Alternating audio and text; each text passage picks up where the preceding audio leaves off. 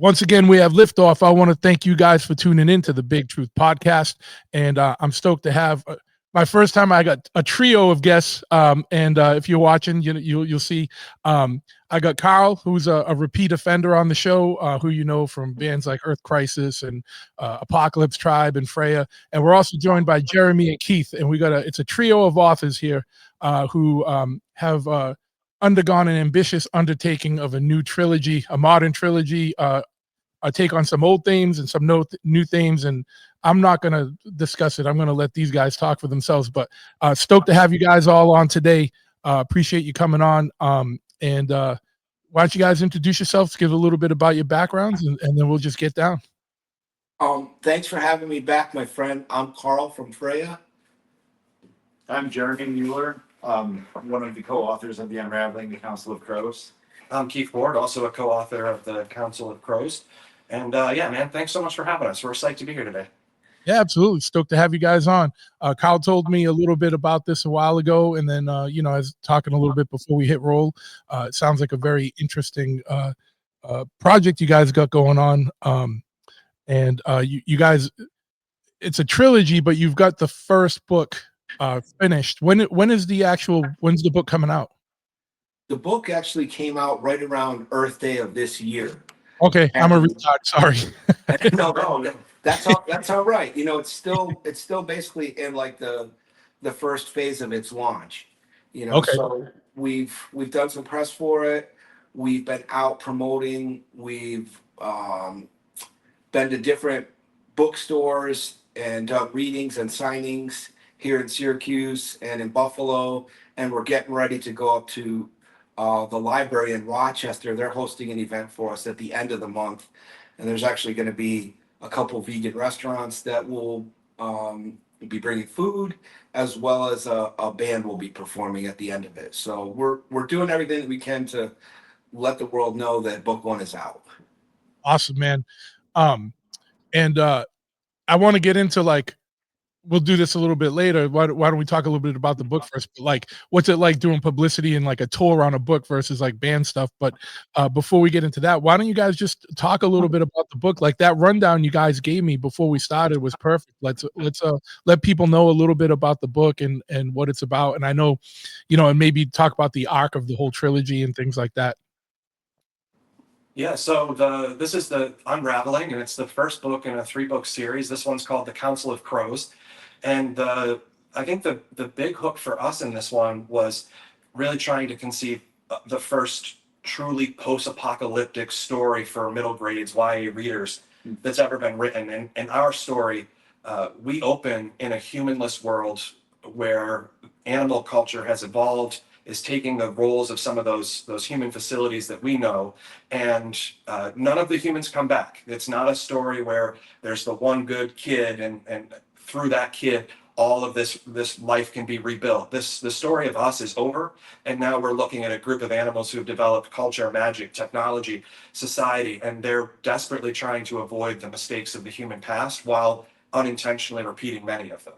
Right. So a lot of the characters in our story have unfortunately inherited some of the human-like tendencies of exploitation and enslavement and warfare. So they are unfortunately perpetuating those mistakes, whereas other creatures are bewildered by it and resisting. So the book is about a lot of things. It's about how the compete, conquer, exploit mentality that humans were using to create, like, for instance, our current civilization and society are, it's bizarre how we can be a part of something that has been so destructive. So pollution is touched upon, obviously vivisection, cruelty towards animals, state-sponsored warfare. All those issues are explored and in different ways have a magnifying glass put over them. And it is an adventure story for children. Like when I wrote the original draft, it was a short story, and I wrote different short stories out of this world, but we took this one specific tale and we each added different layers to it. And one of the things that we added to it was Jeremy's experiences and his views, Keith's experiences and his views, and some of the things I've been thinking about in regards to animal rights and the natural world for years. So it all kind of got woven together into the tapestry that are these three books.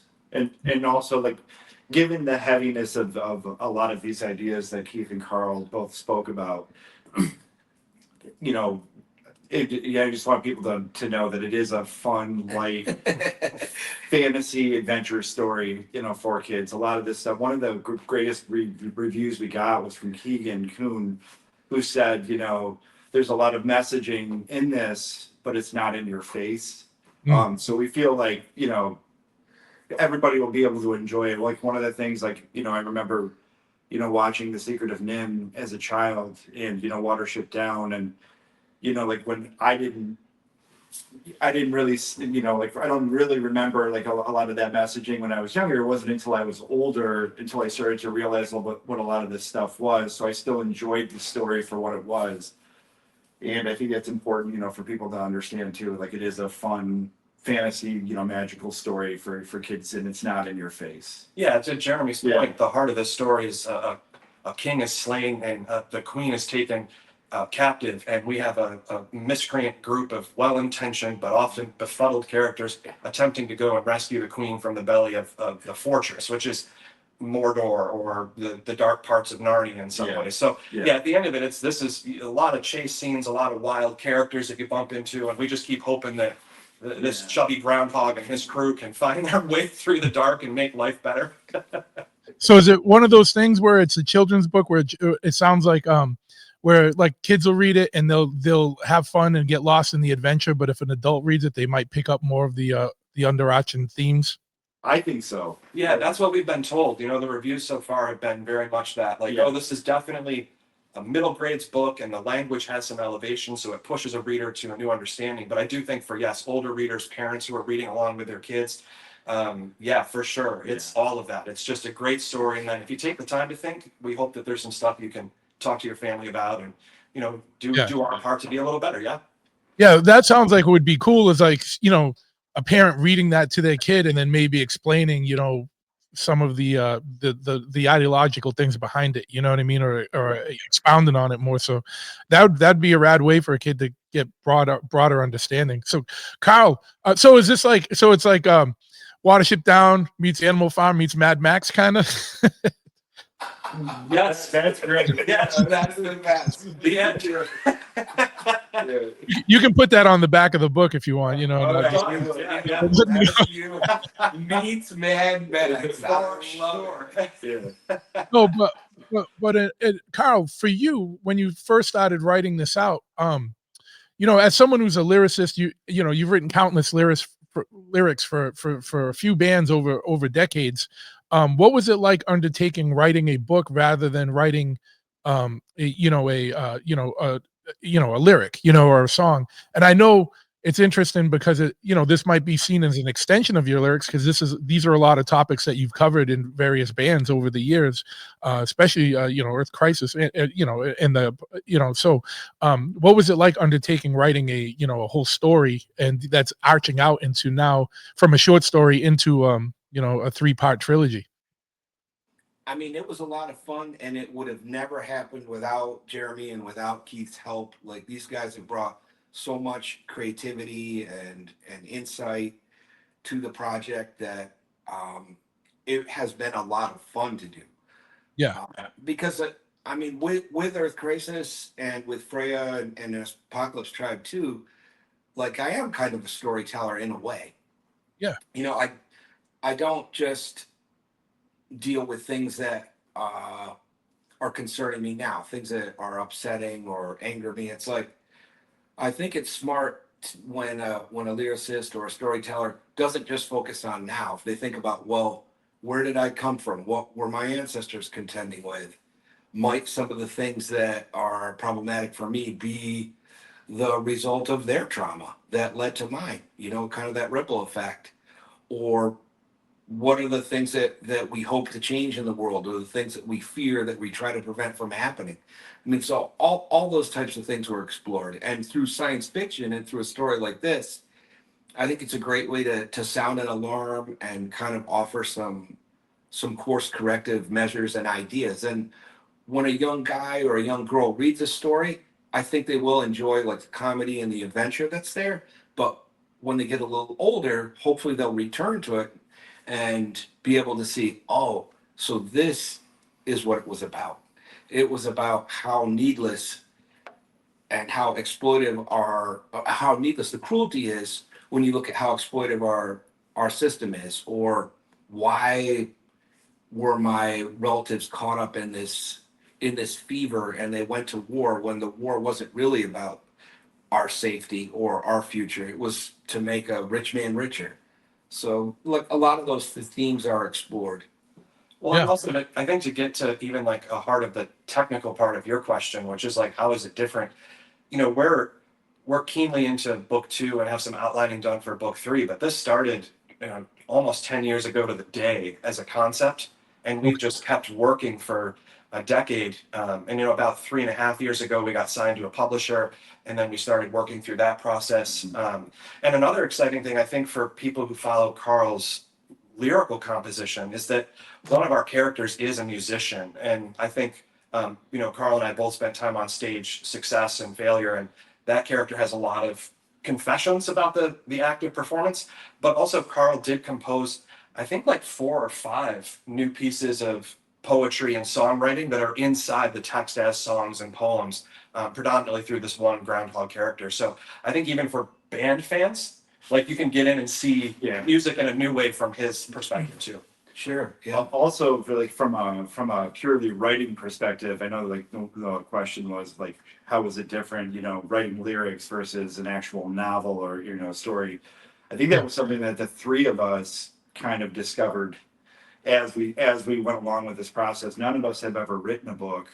You know, like Karl said, you know, he came with this concept, and we decided to work on it, and it took some time to really kind of figure it out. It's easy just to throw a lot of ideas down on a page, and then before you know it, you have this much written. But you know, it was really like kind of figuring out the formatting and, you know, the cadence and how to make something. And I think that was the fun of it all, at least for me, was just kind of learning and growing as we are all, I think, leaps and bounds better writers than we were 10 years ago. And that not necessarily doesn't mean like, you know, the ideas are, you know, are different or better, but it's just the way we write. You know, like we can throw something down on a page now that we could probably throw to an editor and say, okay, can you take a look at this? Whereas 10 years ago, they probably would have just thrown it in the trash. So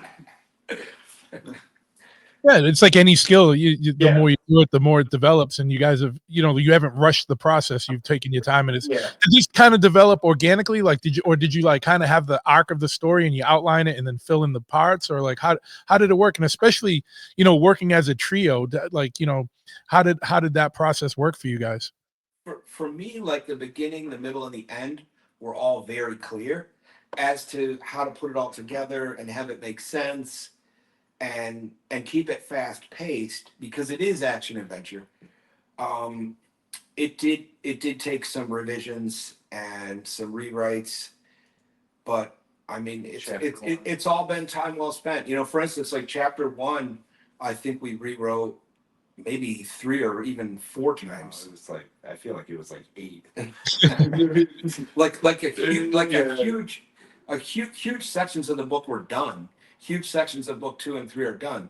But I think when you put it all together and you want to maintain that fast pace, that's when you have to put the work in. Yeah. Dude, there was this one moment where I think 4 rewrites into chapter 1, and Karl comes to the room and he's like, I have an idea for chapter 1. And Jeremy and I double clotheslined him and hung him out the window. And he was still insistent, like, no, we gotta look at this. And so we drag his body back through the window, and we listened for a second, and he said this, and then I knew I had to kill him. He said, I want to see if we could include a puppet show, like a shadow puppet show on the wall for this character to describe the world. And Jeremy and I wept softly into our hands, and then we went back to work and finally figured out how to basically do 3 three worlds of introduction, the prehistoric age, the human age, and now the animal age, all in this shadow puppet show on a wall to a character who's terrified. And it was the genius of wanting to do harm and then also recognizing, man, if better is better, then we're just going to own that. And now that opening chapter is probably one of the best moments we have. But yeah, man, it was a grind at times, but there's also a lot of joy in moving past, I don't want to do this again, to getting to the point where you're like, oh man, this sings now. And that's part of, like what part of your question was, how did three people get together and do this? And, and obviously that's something that we've learned, along the way. It wasn't easy at first. We all have our own ideas, and it's not the easiest thing to, you might go home and, be like, making dinner, and then you just have this great idea and you're like, oh wow, I can't wait to tell the guys, this great idea. And you get back to the room and they both look at you and they're like, no. And, at least you got three, so you can always, you can put it democratically and do a vote. Yeah, well, the 2/3 majority, right?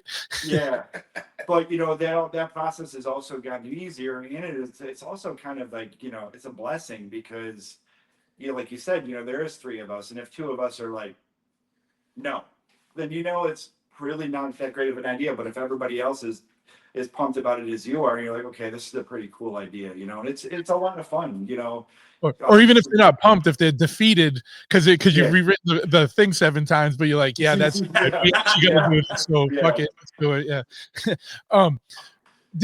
Plus it sounds like with time you guys learn each other. You're all developing your own styles, but you're also more understanding of each other's styles. So you probably grew together on this. It sounds like Well, we've gotten to a point now where we kind of joke about it, where when we have gone back and read the first book. I actually listened because the audiobook came out on June 15th. Yeah, and I listened to the whole thing, and I really couldn't remember who wrote what.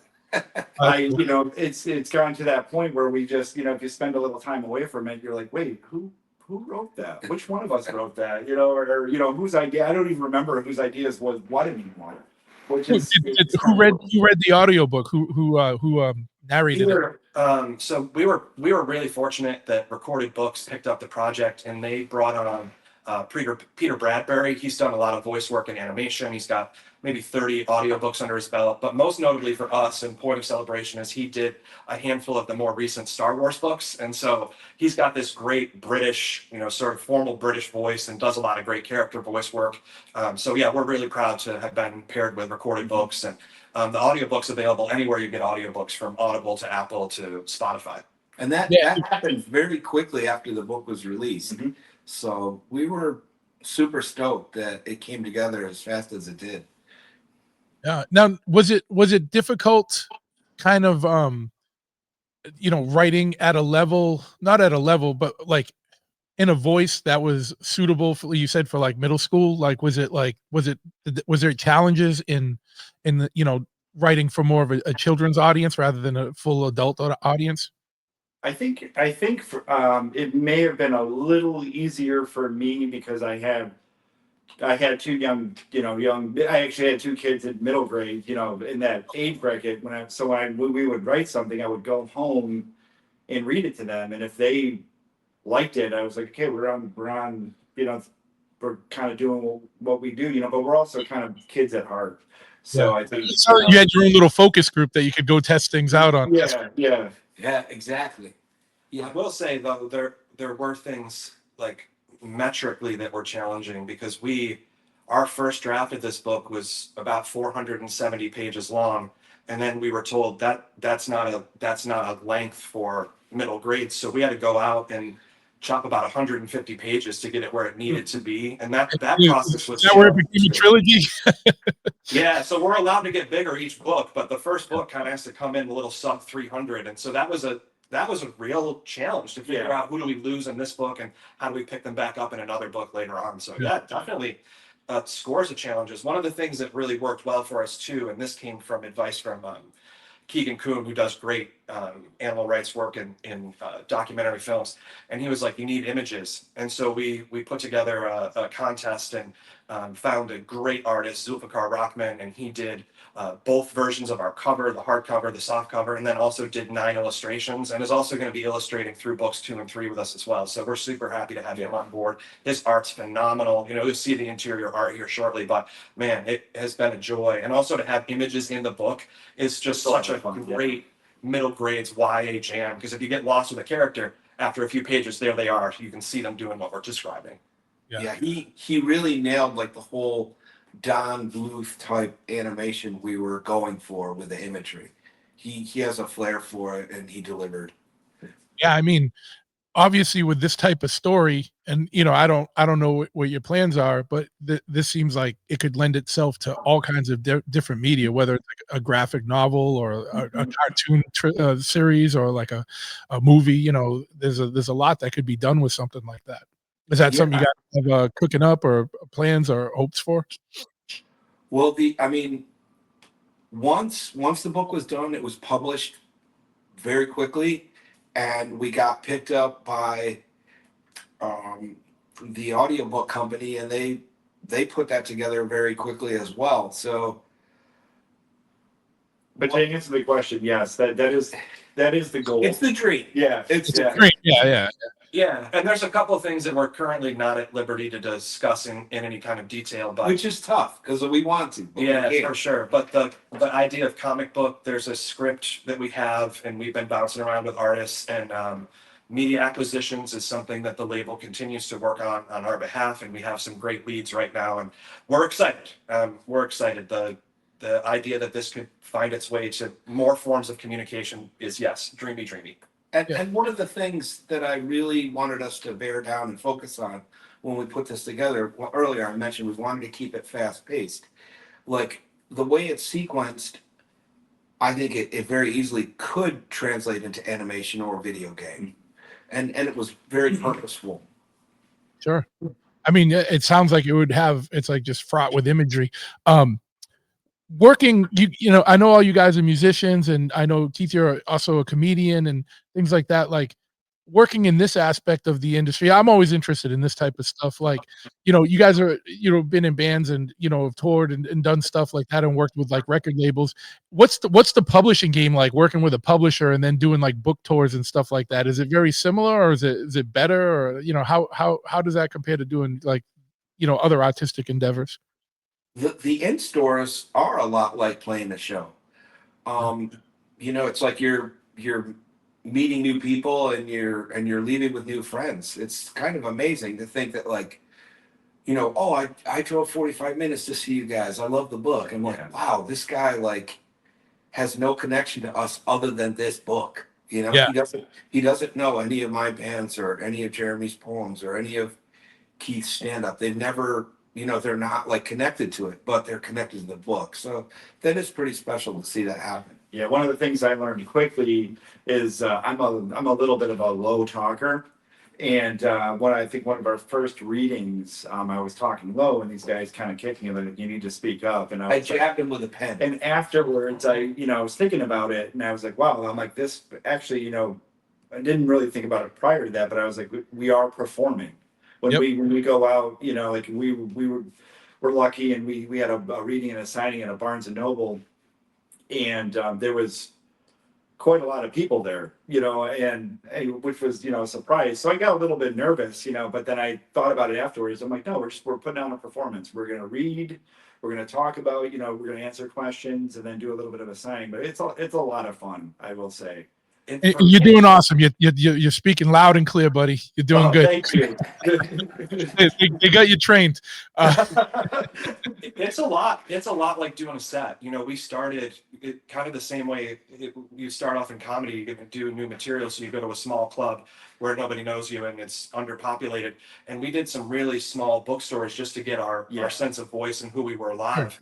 And then you know, you take the good material and you rerun it, and then you try new material. By the time we were doing, you know, Barnes and Noble or going out and doing some regional work, the set felt tighter. You know, you knew someone was going to ask this type of question, and you knew to score the laugh this way or the little awe that way. And yeah, for me, it really did feel like we were just working as a, like an old timey comedy trio. Yeah. And working out the material and trying to communicate it as clear as we could. And that's been my favorite part, I think, of the readings and the signings is just how engaged the people that have come to see us have been. So we've gotten so many great questions from people that, that may not have read the book, but just, listened to us. And I think that's so cool just to sit and read and then watch everybody just kind of settle down and really engage with the story. It's just a really it's a cool thing.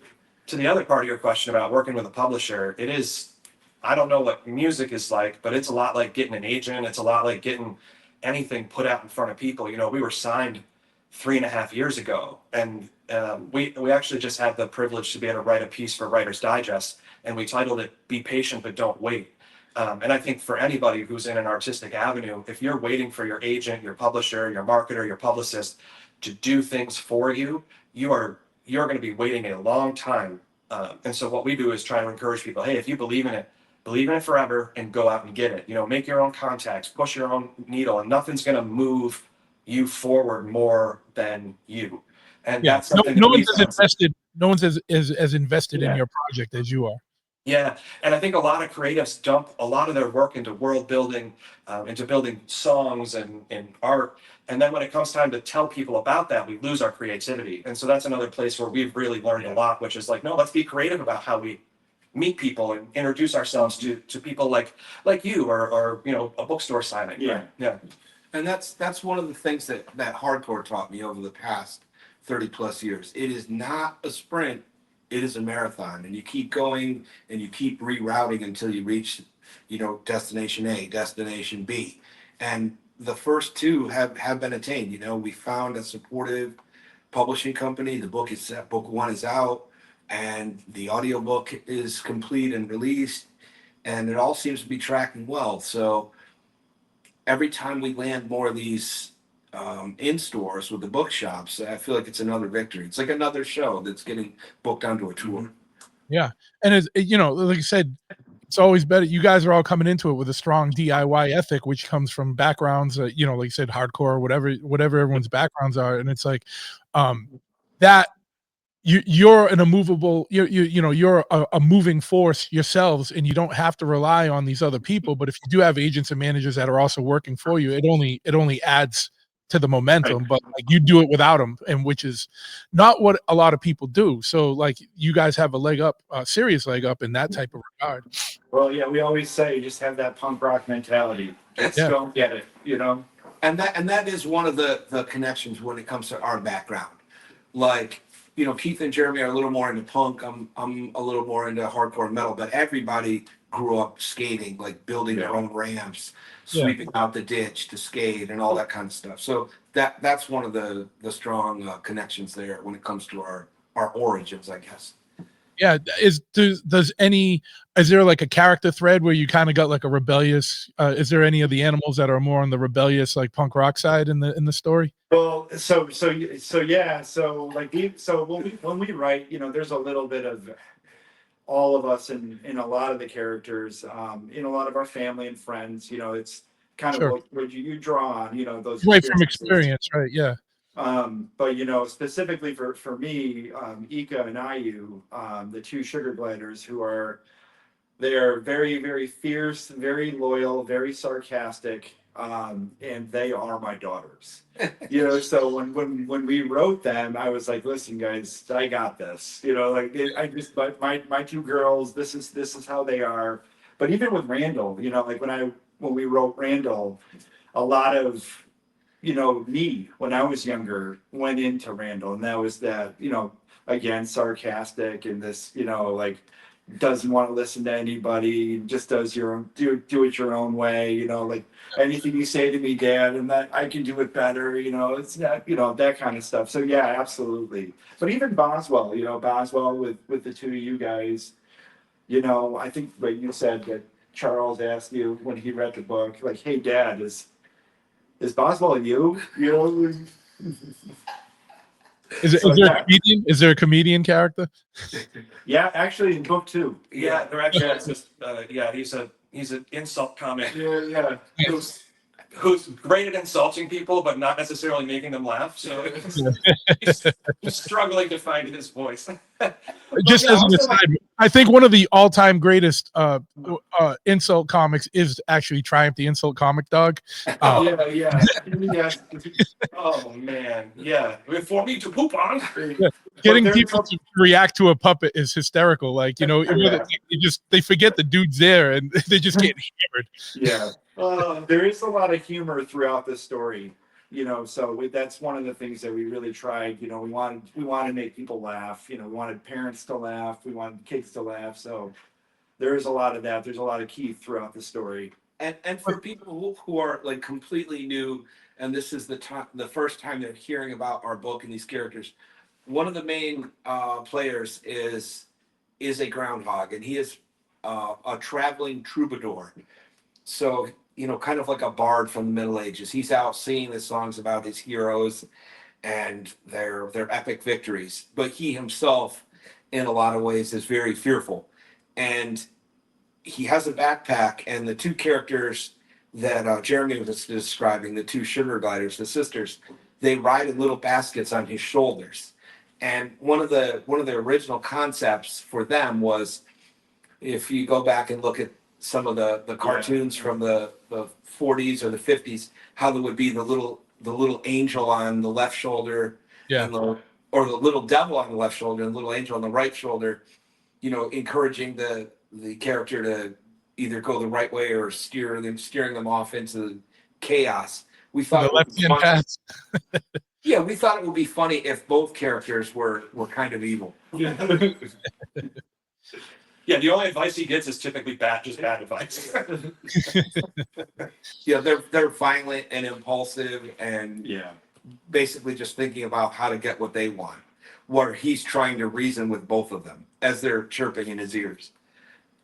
Now, when you were developing these characters, and you said some are like trying to resist the downfalls of past mankind, and some are kind of whether knowingly or unknowingly embracing some of the faults of mankind. How did you guys pick which animals are doing which? Did you go on like kind of general, like, you know, was there anything that informed your choices for which animals were going to be where, I guess, for lack of a better way to ask?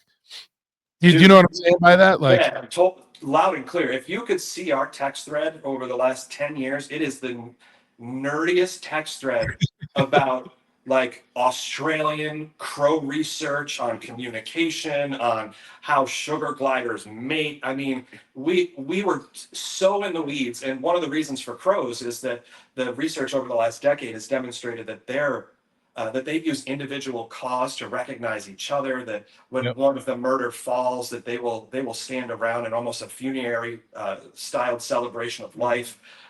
They are using tools to coax prey. So that was one of the reasons for crows and birds in particular, is just how advanced that culture is sort of under our nose. So yeah, it was a lot of reading. And one of the really interesting things to me that we learned about crows that we incorporated into the story was that they hold grudges. Yeah, that's what I was just going to bring up. I've been reading all about that. Yeah. They recognize faces, they hold grudges, and they talk to each other. So like they did that experiment where someone was wearing a mask and being a dick to the crows, and like the crows on the other side of the city would respond negatively to that guy in that mask because they talk to each other and they know, oh, that guy's a dick. Don't mess with, you know what I mean? They're brilliant. Yeah, they're brilliant. And if you're cool, they bring you gifts and shit. Oh yeah. Well, also like there's a little bit of precedent with this too, because Hitchcock did that movie in the '60s called The Birds that was based on birds attacking people in grocery store parking lots. Like they coalesced and worked together to like dive bomb people's grocery bags, and that became the premise for the Hitchcock film. And so for us too, it was like, oh, okay, there's like entertainment, there's actual science, and so we've kind of been in an internal debate. Is our story fantasy or is this actually science fiction? Yeah. No, and that's cool, but it just makes it's that much more informed, and like will feel more organic to people if like these personalities like that or traits that animals have kind of are amplified in the story, but also kind of humanized, for lack of a better word, right? Right. Yeah, our main villain is holding a grudge. I mean, one of the great grudges of all times. Yeah. Nice. Now, I wanted to get back to this real quick. When you guys were talking about doing your book signings and readings and stuff, who's showing up? Is it parents? Is it adults? Is it kids? Is it everybody? And It's a mix. Yeah. It's a really good mix, which has been surprising. But it's parents bringing kids. In a lot of cases, it's just people in their 20s. It's older people. It's been a wide range. And one of the things that was the most fun that we got to be a part of was the Syracuse Retro Game Convention. And I think that opened us up to people that are really focused on gaming and animation, probably manga and anime as well. There's a lot of characters walking around in costume. It was awesome. It was fun. And I think that they went home and started talking to their friends in different chat groups or their different circles of influence, and things kind of went outward from there. Yeah. So that was really fun, and I think we're slated to do something like that again next year in Pennsylvania. So if we land more of those, I'll be really happy. Yeah, that was a lot of fun. Well, yeah, and you find that your intended audience grows in unexpected ways. The one thing that happened at this game convention that made all of us laugh a little bit and then also go, holy cow. There's a woman who sits on the board of the largest furry convention in the United States. Oh yeah, you guys are gonna be a huge hit with the furries. Yeah, man. And we didn't It's gonna get weird, though. You better watch out. No one makes a spin-off, like a weird spin-off that you don't want. I didn't know what it was. It's good. So yeah, we had to do a little definition work in-house. And then we realized, oh man, people might want to dress up like these characters and get all kinds of amorous with each other. And Carl's always in a panic about having this conversation. I just always want us to be PG or G. I know. Great. I'm thinking of those memes. I'm thinking of those memes where you see. This is 20,000 people who get together annually, and to get that invite, it's like, oh, from a marketing perspective, you're like, yeah, let's do this thing. You have no clue what's going to happen. You know those memes where you're like, I think I downloaded the wrong Star Wars or whatever. Yeah. It's gonna be one of the, I think I downloaded the wrong Unraveling.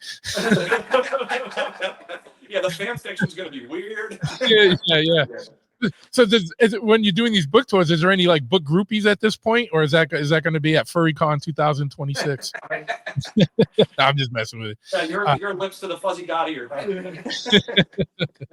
Oh man! All right. Well, yeah, that took a twist, but my show is. I don't think there's a lot of 8th graders watching this show. It'll be the adults that get it. That I love. Okay. And then everyone knows that you guys aren't intending, endorsing, or or wanting any of that. It's just a side effect. We want kindness and respect for all animals. Yeah. Yes. Yeah, and absolutely. also for each other, and then I think also from the writing side of it, from the marketing side, be open to who your audience could become. Like you might think it's this, and also find that it's that. And while we might not understand every aspect of our budding audience, it's fun to consider them and to also find space in our understanding, because then that helps to grow that love and that communication that's essential to the story. Yeah, you're gonna have to get really weird in book 3, where you're gonna have these animals that are called humies, and they dress up like humans, and in the human suits. And That's a great idea. Yeah, you're gonna get a credit in the next one. That's getting really mirroring. Boswell finds his niche. Yeah. You go to Comic-Con and out there, and it's whatever. But yeah, no, that's awesome, man. What else is going on with it? Any plans to expand? I know it sounds like a lot of the stuff you've been doing has been in the upstate region. Are you guys got anything coming up in any other cities or any plans? We'll be in Baltimore at the SPX show, repping a bunch of different projects with a publisher, but Unraveling is going to have a strong presence there. That's September 13 and 14. So we'll be there. And then a lot of it from here is just some podcasts and then getting back into booking some more bookshops as we go. Yeah. Where was I going? Sorry, man, I just lost my train of thought. I have too many dumb things going through my head about unis right now. I'm just playing. But yeah, so where I'm not wrapping up here, but if do you guys have a website or something for the book so that people can find out about the schedule of what's coming up for you guys? Yeah, you can if you just type in the Counsel of Crows into Google, you can find our website, which is the unravelingbook.com. Distribution through Simon and Schuster. You can find us through Audible. You can find us through the publisher, Amazon, Target, Barnes and really anywhere books are sold. If you just type in the Counsel of Crows, you'll get everything from our social media all the way down to websites and where to buy it. Also 3WS's website, our publisher, yeah. I'll have all that stuff. You know, you guys send me that afterwards, and I'll have all of this in the show notes for people so they can just click on it. Sure. They don't have to search, but and it's COUNSEL. It's that spelling of the word counsel. okay, Counsel of yeah, Crows. not the CIL, the SEL. All right. Yeah. But yeah, like, so what else? Anything else about the book that we haven't talked about? I mean, we've covered a lot, and it's. I'm sure people are going to be super stoked and interested to check it out. Yeah, I mean, it's like we keep saying, you know, it is an adventure story. There's a lot of action. It's fast paced. There's comedy, and a lot of our philosophy when it comes to how we approach animal rights and kindness towards sentient beings and environmentalism, it's woven into it. It's there, but it's not so heavy-handed that I think it's daunting. I think it's things that someone who's a little bit older will understand as they're going through the book, and then when someone revisits it at an older age, if they got to it when they were younger, they'll see it for what it is and they'll appreciate it. We're also really excited too because we're going to be delivering book 2 to all of these outlets April 22nd of 2026. So, you know, as you're grabbing this installment, book 2 is on its way, and we're really excited to be able to deliver that about a year after this book drops. So the plan is to go each year, 1 book, 2 book, 3 book, and then keep building that way too, so that the audience always has something fresh and new to pick up and check out in the world. And there's also other stories that we're currently working on, and some of them occur before these 3 books, and some of them run parallel to the storyline. So, yeah, I mean, it sounds like you're creating a world where there could be unlimited amount of offshoots and like prequels and, you know, and sequels. Right, and that's one of the things. Some people are probably gonna watch this or listen to this and laugh and be like, "It took these guys 10 years." And the reason why it took us 10 years is because we didn't just create a story; we created a world. Like, this will be something that a map will accompany down the line. You know, when it's completed, there'll be a map in the first 2 pages of the reprints of the modern editions. So yeah, it's been very involved, and it's fun expanding and building it further and further outward. Yeah, it's 10 years to do the first book, but like you said, it's not. You didn't just write the first book; you developed the world and this, you know, good chunks of the second and third, and you know all that stuff. So now everything can start moving at a quicker pace. Sounds like, for sure, yeah. Oh, and eventually y'all are going to get to meet a Komodo dragon that realized it could hold a World War II Japanese flamethrower. So there's a lot of good stuff coming your way. So actually, you know, one of the things I wanted to ask is, you know, on the this still takes place on Earth, post-apocalyptic Earth. Like, is it in a region we would understand, or is it like, does it take place in Europe, or what was America? That's fun. Basically, in the story, we reference in the past there was this event, the Unraveling, where essentially like the tectonic plates were swirled together. So you're finding different species in like a new Pangea interacting with each other who previously would not have been in close proximity. Okay. Yeah. A lot of the flora is definitely inspired by Northeast America. Yeah. So it's like almost like when everything's separated, now the continents are coming back together. Yeah, that's right. Yeah. Cool. And you know what? Given the themes of this, and I do like how you said that, like, a lot of it is like fast-paced action and humor. You know, this is essentially it's kind of dark stuff, but when you or serious stuff, but when you present it in that kind of format, it's like more easily digested by people. Like comedy, people are laughing, you can have serious, like George Carlin or any of these guys, they have serious things they're saying, but they're making you laugh. And then that makes you more open to actually thinking about these things rather than someone trying to hammer it or drill it in your face. Exactly. I Yeah. think it's going to be good for you guys. But has any of the, you know, whether it's environmental or animal rights or animal liberation organizations, has anyone kind of like endorsed the book or picked it up, put it on their reading list? Yeah, we had a wonderful quote that we included on the back cover of the book from Ingrid Newkirk, who started PETA, and we also had a great quote from Moby, who is vegan. He Yep. did the vegan punk rock movie, and the same for Keegan Kuhn, and he's an award-winning director. He did Cowspiracy and Seaspiracy, and I don't think that there is nothing better when it comes to an introduction to those concepts of animals as sentient beings, and then the idea of treating them with kindness than those films. They are masterworks of documentaries. Like, a person could go in knowing nothing about vegetarianism or veganism, vivisection, fur ranching, whaling, or any of those types of things. Watch those films and quickly gain a lot of knowledge. Cool. Yeah, well, it's good. I mean, like, you know, like it's the what you've developed is great because it hits a lot of things and can have an appeal beyond, like, I always say, like, things like our world's like, and I'm Karl, like, you know, like we grew up, like we do punk rock and hardcore and metal stuff, like that only has a limited range. Something like Right. this is more universal and you can reach a lot more people. And it sounds like that's what's happening when you go out in these book tours, like people that only know the book and don't know any of you guys' background or anything, or Right. identifying with the book. That must be such a good not affirmation, but like you know, it shows the I don't, there's a word I'm looking for that you probably know, but I have word recall issues lately. I don't know why. I think I'm stressed out. But that must be such a good you know, confirmation of everything you've done, you know, or affirmation of what you've done, you know. Yeah, and hopefully it will serve as a gateway and an introduction point for people when it comes to them understanding what pollution has done to this world, the deforestation, or how needless all this suffering and cruelty is towards animals. Like, it just doesn't need to be happening anymore, and there's smarter ways to do things.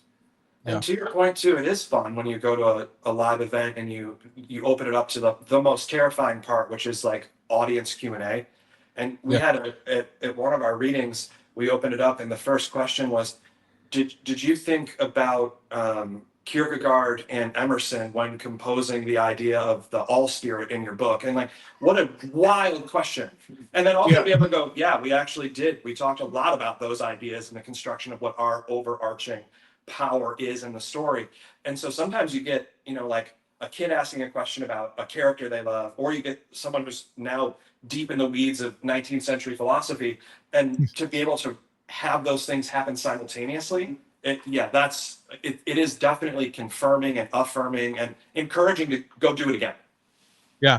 And then you're like thankful for those 10 years of text messages where you really worked everything out. So you could be like, yeah, dude, we did think Oh about yeah. Let me scroll back. Let me keyword search this. Yeah, it was August 7th, 2014. We talked about. Yeah, that's right.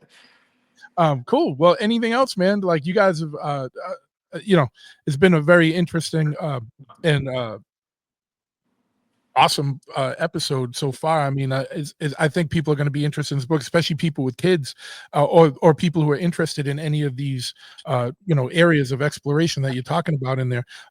Anything else that we haven't touched on the book, or plans for what you guys got going on with the trilogy that we haven't hit yet?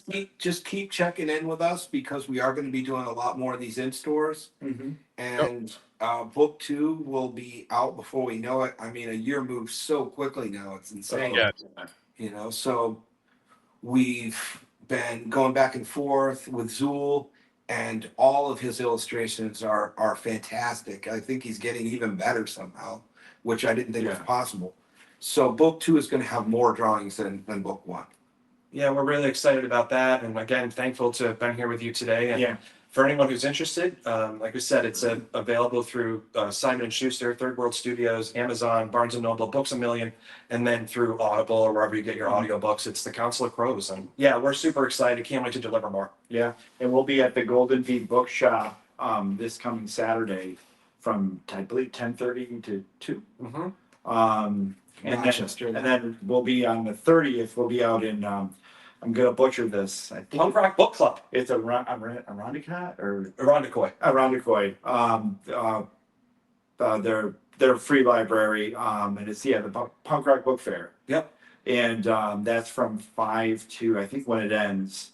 And like Karl said, they'll have there'll be some food there. There's going to be tattoo artists doing like tattoos for kids. They're going to be doing a punk rock pin making session. We're obviously doing a reading and a signing and a Q&A, and then there's a punk rock show at the end.